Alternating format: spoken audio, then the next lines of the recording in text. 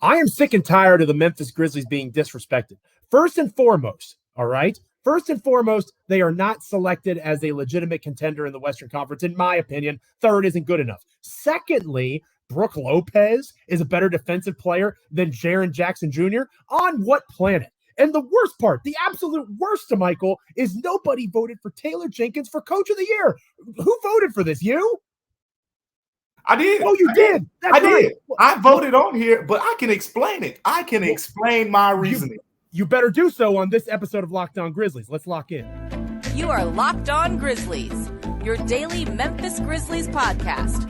Part of the Locked On Podcast Network, your team every day.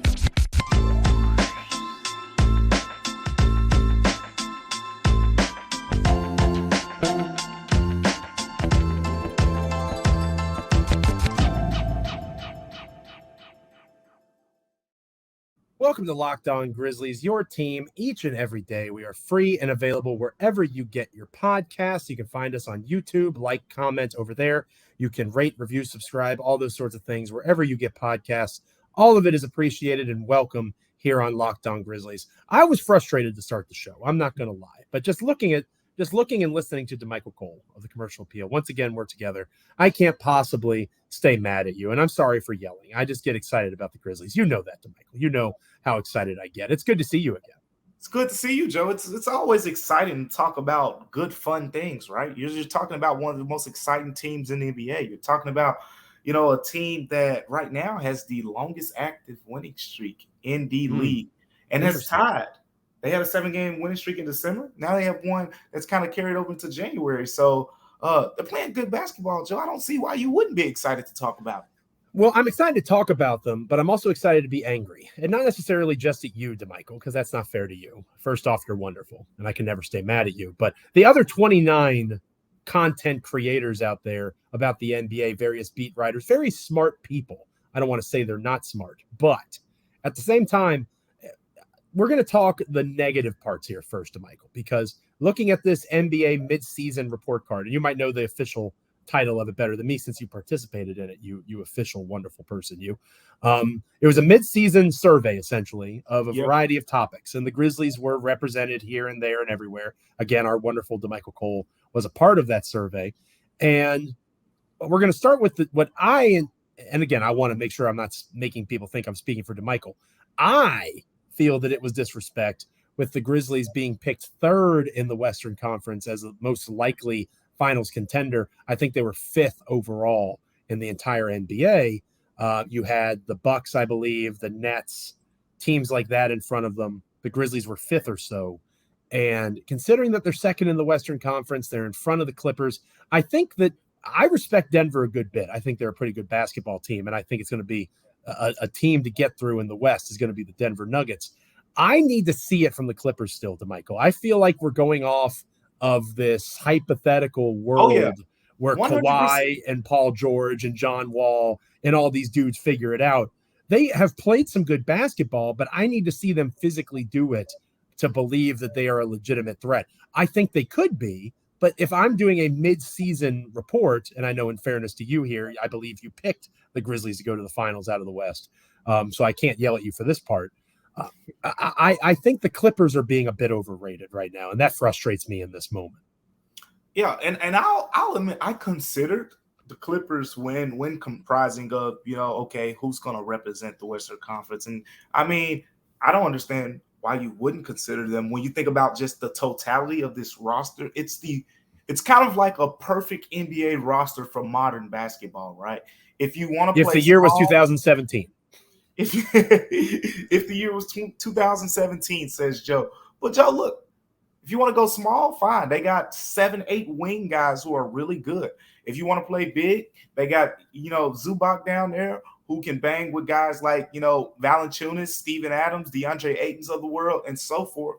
So they have kind of the mix. They have the wings who can guard, all these great scorers. But again, the reason why I don't understand why the Clippers were put over the Grizzlies, over the Nuggets, over even the Warriors, have we seen it? We haven't seen this team. The last time we saw them go to the Western Conference Finals, Kawhi got hurt. Right.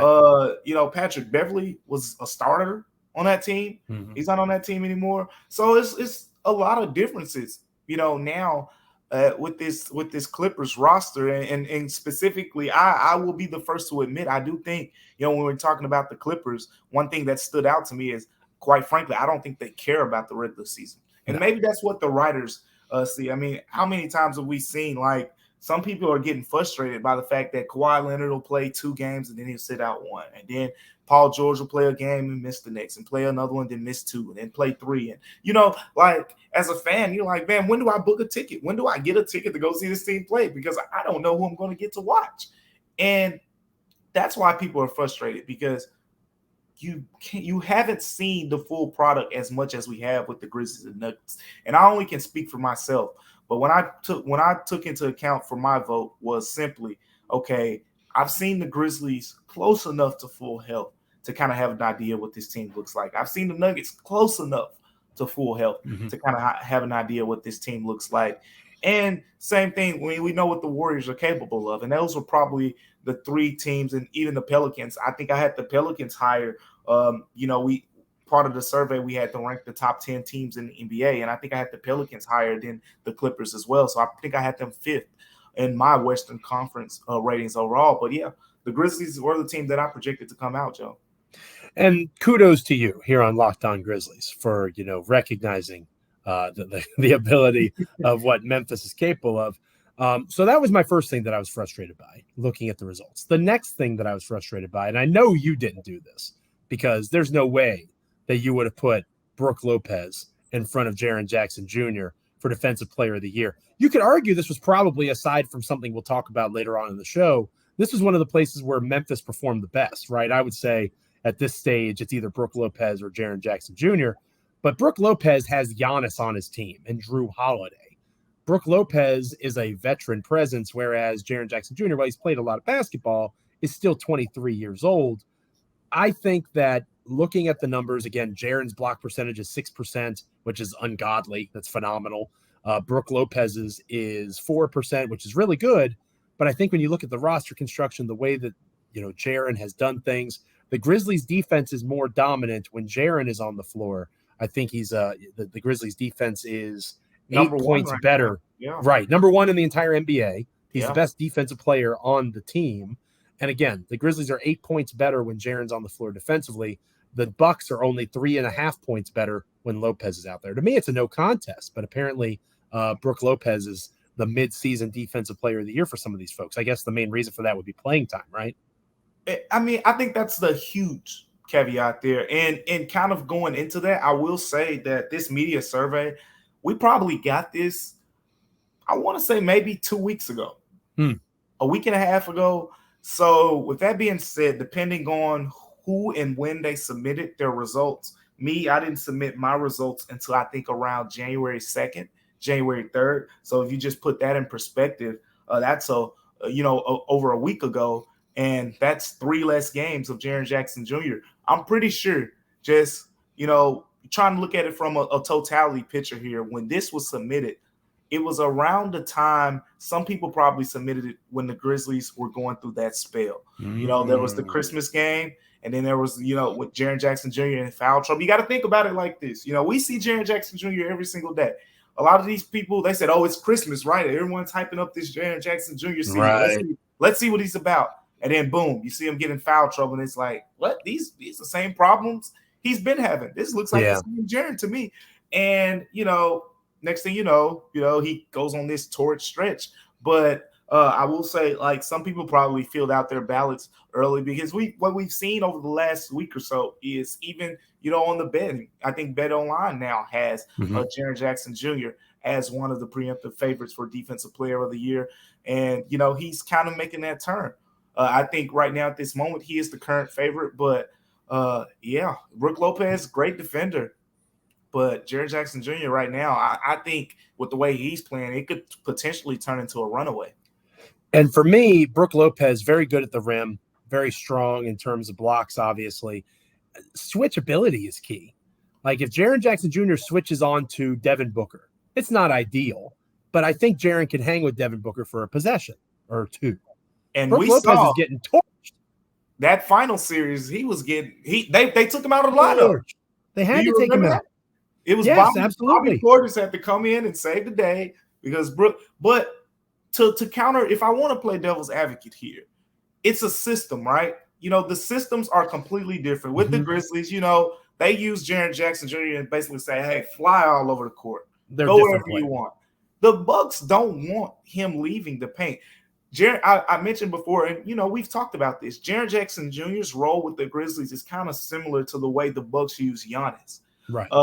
Brook Lopez is more similar to how the Grizzlies use Steven Adams. He's just more of a shot blocker than Steven Adams. I think Steven Adams still protects the rim really well, I think, overall. But Brook Lopez is better at that part of the game in protecting the rim. So I think when you talk about just the way stylistically they use them, that's the difference. But if we're just looking at the eye test, like me and you're talking about here, with just, he can switch, he can guard positions, point guard, shooting guard, small forwards, he can hold his own against those guys. Jaren Jackson Jr. for sure. For sure, voters. Hopefully you're listening to this episode of Locked On Grizzlies and you can tell how upset I am with you. This episode of Locked On Grizzlies is brought to you by Prize Picks. After this disrespect, I'm going to take Jaren Jackson Jr. having more than 10 blocks per game. I think that's extremely important in his next game. He's definitely going to go off and get more than in that way. That would be my vote. I think that you should pick Ja Morant, who is returning against the Spurs on Wednesday night tonight. I think you should pick Morant to have more points than, say, 27.5 or something along those lines. Prize Picks is a lot of fun, and I highly recommend you do some of these bets and then even more. Pick 2 to 6 players on Prize Picks, and if they score more or less than their Prize Picks projections, you can win up to 25 times your money. You can do this for the NBA, NFL, playoffs, NHL, college football, college basketball, and more. Entries can be made in 60 seconds or less. It is that easy with safe and fast withdrawals. They are currently operational in over 30 states as well as Canada. Download the Prize Picks app or go to prizepicks.com to sign up and play daily fantasy sports. First-time users can receive a 100% instant deposit match up to $100 with the promo code Locked On. If you deposit $100, Prize Picks will give you $100.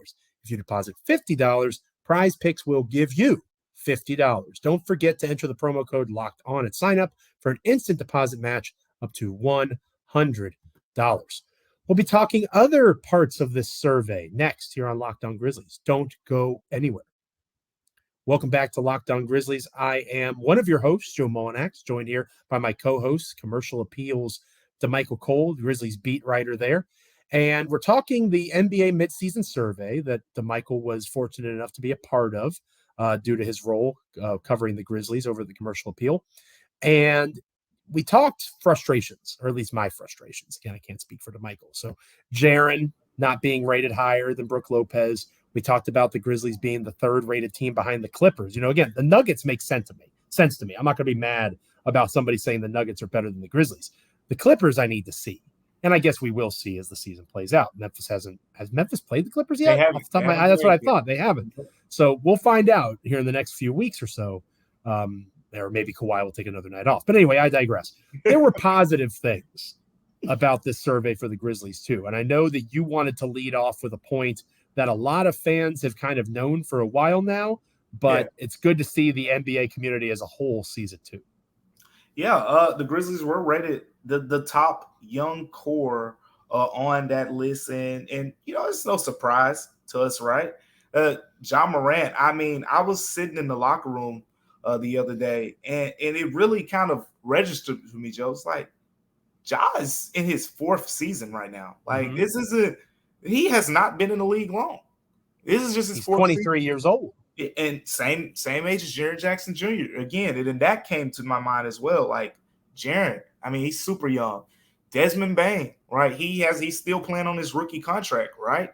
So, and then you think about, Zaire Williams, what he can be. And you got 2 first-round pick rookies who aren't playing in the rotation right now, but who, have shown signs that they could be potentially impactful players going forward. Santi Aldama just turned 22, I believe, yesterday, right? Santi Aldama's probably going to be in the Rising Stars game at this point. He's a sophomore, eligible. He's playing really good. So yeah, I think that was a no-brainer when you talk about looking at the media survey. And I'm not surprised, Joe. I don't know if that surprised you, but overall, the reason it surprised me, and I don't mean to cut you off, Mhm. you hear people talk about the Hawks a lot, and I Yep. think people have cooled on the Hawks core a little bit. New Orleans, again, Zion's still relatively young. Brandon Ingram, who's injured now or has been injured, but they still have a pretty decent young core there. People act like Boston is old. I think Tatum and Brown are like 25 or 26. Depends on your cutoff for young, I suppose. Most people say 25 is the cutoff, and I think that's where, those guys. So when you take that into consideration, I mean, the Grizzlies, and again, they keep adding, right? Like Santi Aldama is overperforming what I think anybody realistically wanted to see from him. If Zaire Williams gets added to that mix, you have another really young rotation piece. And I know we've talked about, he's almost certainly going to get it back. I'm with you on that. We agree there. So I was surprised. It was good to see them be recognized in that way, in a way that I think that they should be recognized. But, I'm one of the hosts of Locked On Grizzlies. That's kind of expected. That was good to see that from the national audience as well. What were some other positives that you took away from the survey, Damichael? I think I didn't expect Steven Adams to get the respect that he did, in rebounding. I mean, we were told he was washed a couple years ago. We were told that he was washed, right? He's not washed, though. That trade was not supposed to work out, for this team the way it did. One thing, that surprised me, the scrappiest players in the NBA. I expected Dylan Brooks to be in the top 3 because he kind of has this villainous kind of, he's known as this villain. But, when I saw who the 3 players that were on the list, there was no surprise. Jose Alvarado, Marcus Smart, and Drew Holiday. It's like, okay, that's understanding. When you think about it from those guys. Toughest to guard, again, that's another one where it's like, okay, you would have Ja in the conversation, but then when you think about, the names that got votes, because Ja didn't even get a vote for toughest to guard. It wasn't that he wasn't in the top 3. It was the fact that he didn't get a vote. But then when you look at the names, Joe, Kevin Durant, Giannis Antetokounmpo, Luka, Stephen Curry, Joel Embiid, Kyrie Irving, LeBron. I mean, who are you taking out? I would take out Kyrie personally, but the rest of them, I don't know, Joe. I would replace Kyrie. He's playing filthy this year, but he's also in Brooklyn in the larger media market. I promise you, the media folks have watched more Nets games than they have Grizzlies games. I hear you. I would say all of those other names are fine. I would take out Kyrie personally, but yes, I think that you're right that there's a lot of pretty strong names on that list. Yeah, and so those were, but getting back to Steven Adams, I thought it was, for one, you have to understand Steven Adams as a rebounder to understand why he's the best rebounder in the NBA. Steven Adams doesn't care about defensive rebounds.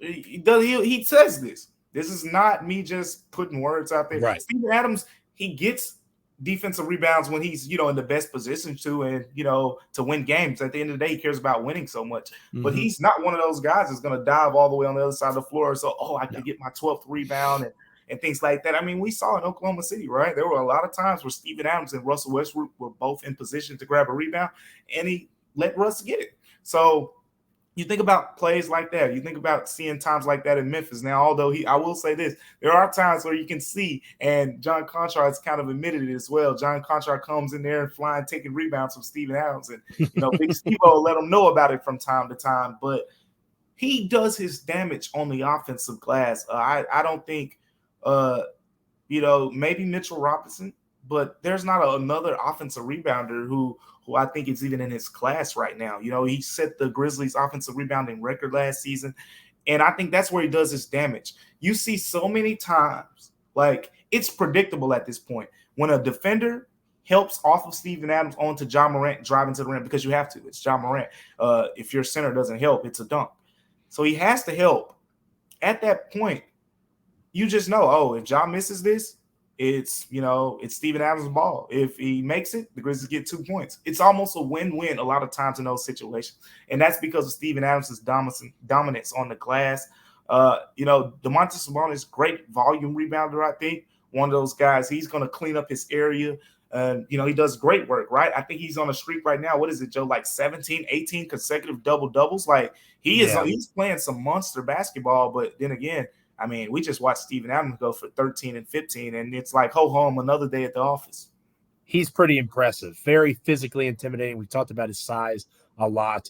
That was one of my biggest positive surprises too, is the fact that he was respected in that way by those media members. So kudos to you, people that I was just yelling at several moments ago, for getting that part of it right. I think that Adams deserves his flowers, and he's probably the most unheralded reason the Grizzlies are on the run they're on. He deserves a lot of credit for it. We'll talk how the Grizzlies have continued that run and whether or not it will continue against the Spurs as they play another game against San Antonio at home tonight. But first, this episode of Locked On Grizzlies is brought to you by betonline.net, which is your number one source for sports betting info, stats, news, and analysis. You can get the latest odds and trends for every professional and amateur league out there. Basketball, the World Cup is over. You could have done it for the college bowl season. Obviously, the NFL playoffs are coming up. They've got it all at betonline.net. They're the fastest and easiest way to get betting info, and they have sports podcasts at BetOnline as well. Head to the website today or use your mobile device to learn more. BetOnline, where the game starts. Grizzlies Spurs again. It's a little more interesting now because a certain number 12 will be back on the floor. We'll talk about that next here on Locked On Grizzlies. Don't go anywhere. Welcome back to Locked On Grizzlies. It is I, Joe Mullinax, joined by my wonderful co-host, my suave, debonair, immaculately hair-cutted co-host, Damichael Cole.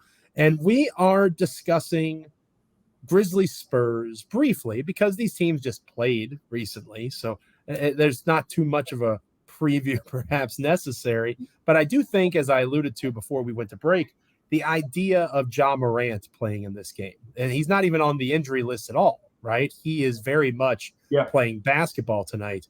Brandon Clark is still out. Maybe you can provide a bit of an update for him.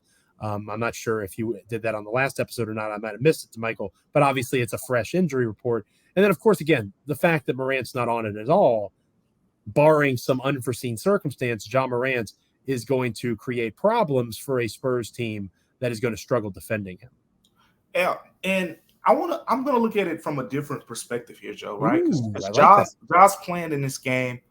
I want to see how different it's gonna look. You know, the stats might not completely show this, but I'm gonna look at it with my eyes. Right?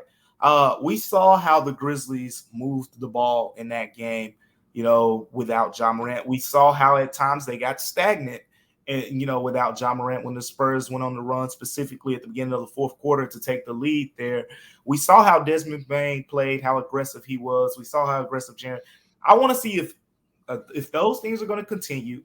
How is the ball movement going to look different? You know, is it still? I mean, this game we just saw every Grizzlies starter had, I think, 3 or more assists. First half, everyone had multiple assists except Jaren Jackson Jr. So how is this ball movement going to kind of continue to thrive? I think it was one of the Grizzlies last season. Jaren Jackson Jr. told me. It was one game after Ja got back, and I asked him, I said, all right, you know, we know all the good he brings. What's the one thing where you feel like, all right, we got to be cognizant of making sure we don't get into bad habits when Ja Morant gets back? And he said, we have to make sure we don't get caught ball watching. And ever since he said that, it stood out to me because if you look at the stats, even if you go back to last season, the Grizzlies were a better assist team when Ja was off the floor. And, you know, there was more passing. Overall, the three-point shooting was better. And I think the shooting was better because it wasn't as predictable. More guys got their hands on the basketball, as we saw in this past game. You know, shot well from three-point range because it's not just guys standing in spots waiting on pick-and-roll situations and things like that. And, you know, like I said, I'm nitpicking here, right? We all know that Ja Morant's on the floor. This team is much better. Like, that is not an argument I'm making. I just want to see how different it'll look. Do I think the Grizzlies will win this game just like they won the last one? Yes, of course.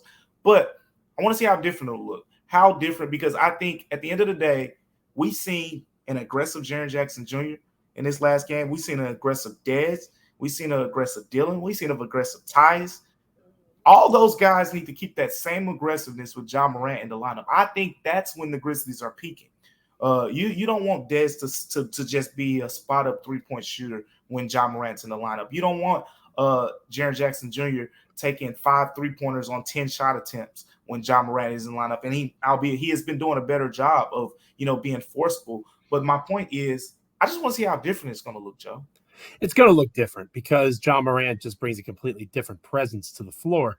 No disrespect to Tyus Jones. he doesn't have the physical ability that Ja Morant does. He doesn't have the handle of Morant. I would argue he doesn't have the vision in terms of passing that Morant does. He's just that elite of a point guard and is playing at that high of a level. But you're exactly right. When you're playing with a player of that caliber, and you hear role players say this all the time in interviews, you're playing with Michael Jordan, you're playing with Luka Doncic. You watch Luka Doncic play, and especially in key moments, they give the ball to Luka, and the other four guys are 4 out around the 3-point line, getting the hell out of the way, right? I think that happens with the Grizzlies sometimes. Ja Morant, I'm not going to start a war in the comments. Luka is playing better than Ja, but for the Grizzlies, Ja Morant is the same player in terms of importance. So here's Ja Morant, 4 out the other way, get the heck out of Dodge and let Morant work.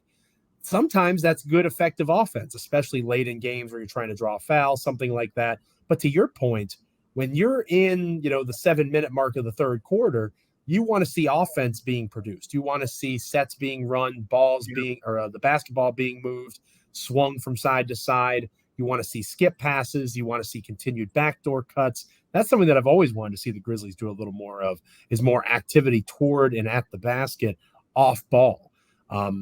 You want to see more of those things, and they have a greater propensity to occur, it seems, when Morant is on the bench as opposed to when he's on the floor. Because, again, when in doubt, call 12. That's worked for the Grizzlies several times throughout his young career already.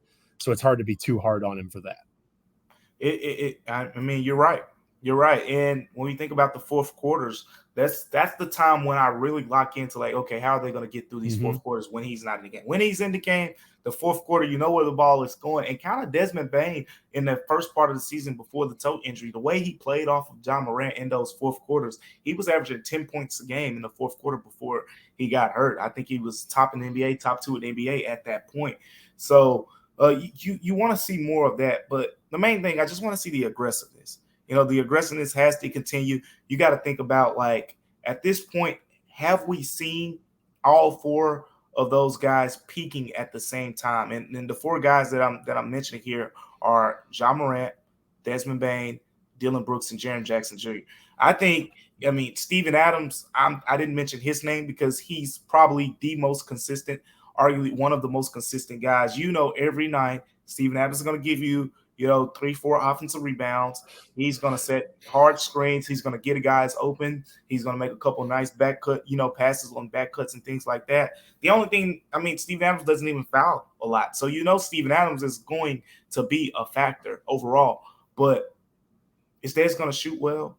Is Des going to, finish better at the rim than what we've been seeing so far, through this stretch since he's gotten back? Is Jaren Jackson Jr. going to consistently, be aggressive like that game against the Magic, right? We saw him.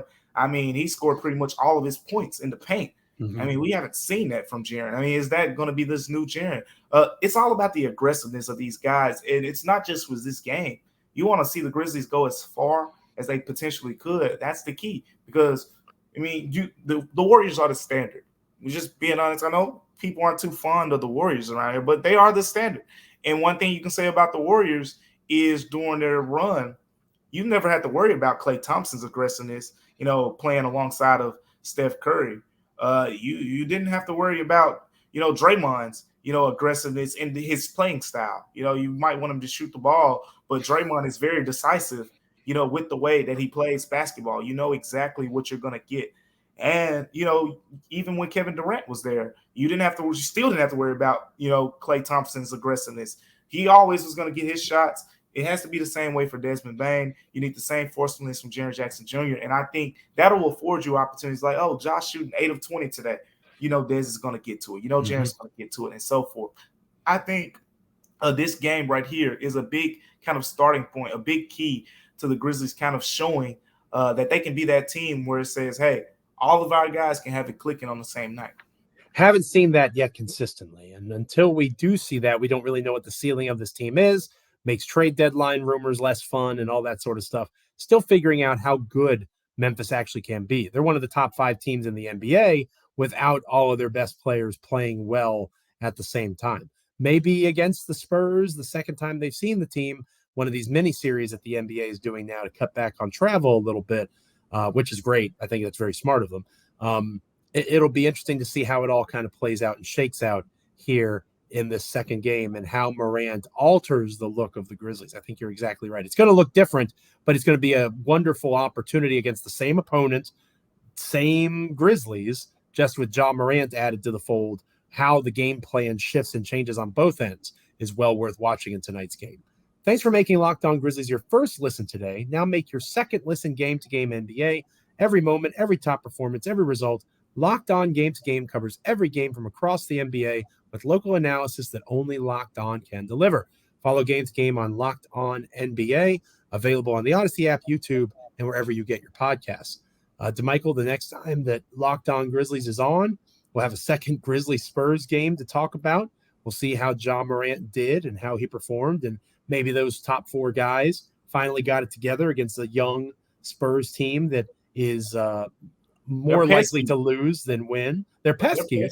They will not lay down. A Greg Popovich team will not quit. Yeah. I mean, you see the two Grizzlies games so far against them. The overtime win, 124-122. The Grizzlies got to crawl out of that one. And then this last game, I mean, it looked like they had control of it. And then in the fourth quarter, all of a sudden, Josh Richardson gets hot and a couple other guys get going. Trey Jones, little brother, starts making the floater over big brother. And the Spurs took the lead, and the Grizzlies handled some adversity there. So I think, this is a team kind of to overlook. They do have the worst margin of defeat in the NBA, but we haven't seen that against the Grizzlies so far. Because Greg Popovich hates the Grizzlies, and he always will. He might say nice things. You guys have a fun team, enjoy it, all that sort of stuff. Going back to the 2011 playoff series against Super Zebo, where the 8 seed Grizzlies knocked off the 1 seed Spurs, Greg Popovich will always hate the Grizzlies. He's been hard on them ever since. Always pick the Spurs to cover now when the Grizzlies and the Spurs play. Don't actually do that because I'll be wrong and you'll yell at me for losing your money. But that's what we'll talk about next time we're here on Locked On Grizzlies. For Damichael Cole of the Commercial Appeal, thank you so much, Damichael. I'm Joe Mullinax. Make sure you're rating, reviewing, subscribing wherever you get your podcasts, liking and commenting on YouTube, and continue to make us here at Locked On Grizzlies part of your NBA and Memphis Grizzlies experience. It is much appreciated. Thank you. Talk to you soon. Until then, stay locked in, Grizzlies fans. This is Locked On Grizzlies.